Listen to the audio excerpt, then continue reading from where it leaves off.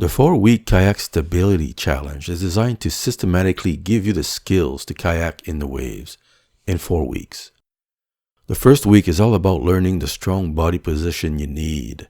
You learn to edge by moving your body naturally. There's no putting the kayak on edge. You move your body and the kayak moves with you. And now you feel much more stable with your kayak on edge. That's week 1. In week 2, you learn to place the paddle in the most powerful position to give you support and keep you upright in the waves.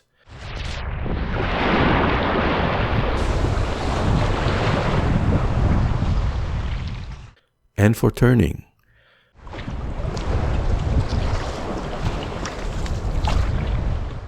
In week 3, you learn to edge and unedge, and that's it.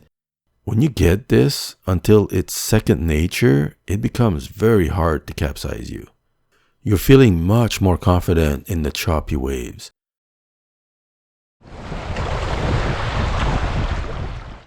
In week 4, you learn to control the blade angle to slice your paddle in the waves for support.